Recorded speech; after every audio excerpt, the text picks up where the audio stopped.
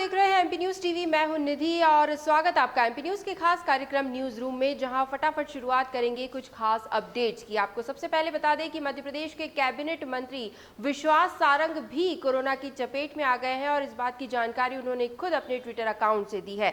मंत्री सारंग ने ट्वीट करते हुए लिखा कि आज मेरी दूसरी कोविड-19 टेस्ट रिपोर्ट पॉजिटिव आई है। पहली टेस्ट रिपोर्ट नेगेटिव आने के बाद से ही मैं होम आइसोलेशन में हूं। आप सबसे अनुरोध है, वे सभी लोग जो मेरे संपर्क में आए हैं वे भी अपना कोरोना टेस्ट जरूर करवा लें। दूसरी तरफ मुख्यमंत्री शिवराज सिंह चौहान कोरोना संक्रमण से ठीक हो चुके हैं और अब उन्होंने अपना प्लाज्मा डोनेट करने की बात कही है। रविवार को कोरोना की समीक्षा की बैठक में सीएम ने कहा कि जब डॉक्टर उन्हें प्लाज्मा डोनेट करने के लिए फिट बताएंगे तो वे अवश्य ही अपना प्लाज्मा डोनेट करेंगे ताकि अन्य मरीजों की मदद हो सके। खास तौर पर इंदौर और भोपाल शहर की बात करें तो यहाँ पर प्लाज्मा थेरेपी से मरीजों का इलाज किया जा रहा है। कोविड-19 से उबरने के लिए प्लाज्मा थेरेपी का इस्तेमाल किया जा रहा है और इसीलिए मुख्यमंत्री शिवराज सिंह चौहान इसमें अपना योगदान देने जा रहे हैं। इसके अलावा सीएम ने सभी से तमाम सुरक्षाओं और सावधानियां बरतने की भी अपील की है, तमाम सुरक्षाएं रखने की भी अपील की है, क्योंकि संक्रमण जो है वो अभी भी कंट्रोल नहीं किया जा चुका है, कंट्रोल में नहीं है, अभी भी वो तेजी से बढ़ता जा रहा है और इसी के लिए ज़रूरी है कि लोग खुद सावधानियां बरतें और अपनी सुरक्षा की जिम्मेदारी वे खुद लें। जहां तक संक्रमण की बात है तो रविवार को मध्य प्रदेश में 868 नए प्रकरण सामने आए हैं और 19 मरीजों की मौत हुई है। पिछले 24 घंटों में मौत का कुल आंकड़ा 996 तक जा पहुंचा है। अलग अलग शहरों की बात करें तो सबसे ज्यादा चिंताजनक हालात इंदौर शहर के बने हुए हैं। इंदौर में कोरोना ब्लास्ट की स्थिति देखी गई और पिछले एक दिन में रिकॉर्ड 208 नए प्रकरण सामने आए हैं। फिलहाल इंदौर में 2430 एक्टिव केसेस हैं, लेकिन इतनी बड़ी संख्या में नए मरीजों में कोरोना की पुष्टि होना वाकई चिंताजनक है। भोपाल में 117 और ग्वालियर में 96 मरीजों में कोरोना की पुष्टि हुई है और इसी तरह अन्य जिलों की बात करें तो पिछले 24 घंटों में जबलपुर में 50, मुरैना 19, उज्जैन 27, खरगोन 19, बड़वानी 24 और रतलाम में भी 13 कोरोना के नए मरीज पाए गए हैं। तो कुल मिलाकर अगर देखें तो मध्य प्रदेश में कोरोना को लेकर विस्फोटक स्थिति बनी हुई है, लेकिन रिकवरी रेट बेहतर होने के चलते काफ़ी मरीज, बड़ी संख्या में मरीज ठीक होकर स्वस्थ होकर डिस्चार्ज भी हो रहे हैं। अन्य खबरों की तरफ बढ़ेंगे। परिवहन विभाग की चौकियों से हो रहे भ्रष्टाचार। मध्य प्रदेश में डीजल पर लग रहे सबसे ज्यादा वैट और अन्य मांगों को लेकर मध्य प्रदेश के 7 लाख ट्रक और अन्य वाणिज्यिक माल परिवहन वाहन आज से 3 दिनों की हड़ताल पर चले गए हैं। इंदौर ट्रक ऑपरेटर और ट्रांसपोर्ट एसोसिएशन की ओर से 10 से 12 अगस्त तक मध्य प्रदेश में परिवहन व्यवस्था को पूरी तरह से लॉकडाउन करने का निर्णय लिया गया है। इनकी मांग है कि कोरोना काल का परिवहन और गुड टैक्स माफ किया जाए। पिछले एक साल में जो वैट वृद्धि और अन्य टैक्स भी बढ़ाए गए हैं उन्हें वापस लिया जाए।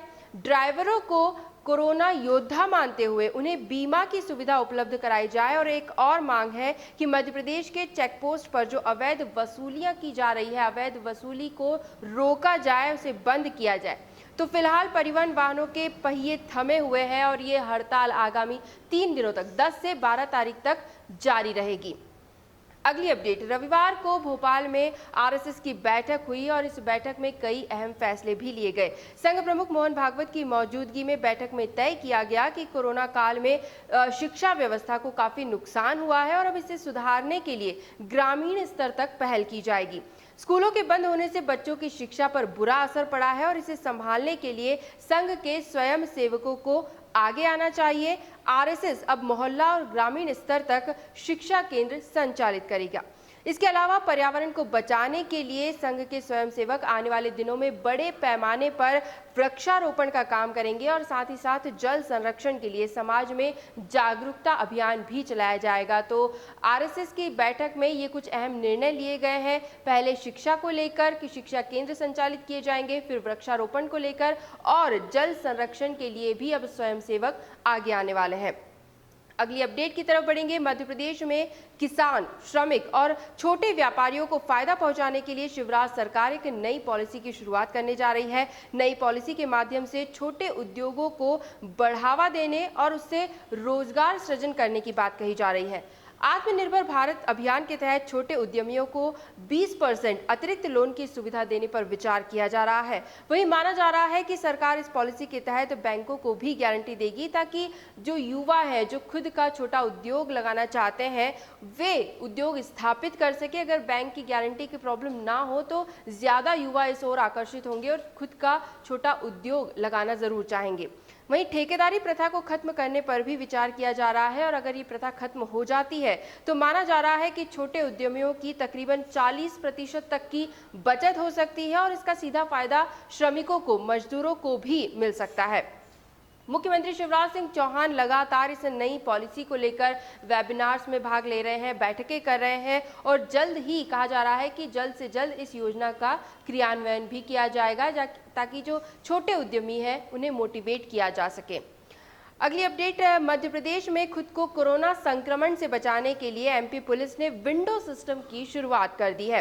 एमपी पुलिस थाने में शिकायत लेकर आने वाले फरियादियों को सीधे थाने में एंट्री नहीं दे रही है, बल्कि एक विंडो के जरिए लोगों की शिकायतें सुनी जा रही है और उनकी एफआईआर दर्ज की जा रही है, तमाम कागजी कार्रवाइयां भी की जा रही है।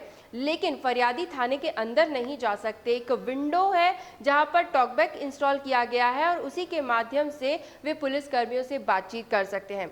अगर किसी पुलिसकर्मी या थाना प्रभारी से मिलना भी चाहते हैं तो भी विंडो सिस्टम के जरिए ही मिलना होगा, क्योंकि कोरोना संक्रमण जो तेजी से फैलता जा रहा है तो इसे लेकर पुलिसकर्मी भी चिंतित है। वे लगातार ड्यूटी पर तैनात हैं, लेकिन खुद को संक्रमण से बचाने के लिए वे नहीं चाहते कि थाने के अंदर फरियादियों का प्रवेश हो और ऐसे में ही विंडो सिस्टम लगाया गया है ताकि सोशल डिस्टेंसिंग मेंटेन रहे, पुलिसकर्मी भी सुरक्षित रहे और जो लोग शिकायतें लेकर आ रहे हैं वे भी सुरक्षित रह सकें। अंत में बात करेंगे मध्य प्रदेश के मौसम को लेकर। तो अब तक 22 जिले प्रदेश के ऐसे हैं जहां पर सामान्य से कम बारिश हुई है। इस बार मानसून को लेकर हालात कुछ ज़्यादा ठीक नहीं है, क्योंकि अभी तक भी कुछ ज़्यादा अच्छी बारिश देखने को नहीं मिली है प्रदेश में। बारिश के आसार ज़रूर बनते हैं, लेकिन उम्मीद से कम ही बारिश अभी तक देखने को मिली है। धान और सोयाबीन की फसल लगभग बर्बाद होने को है, जिससे किसान भी खासे परेशान है।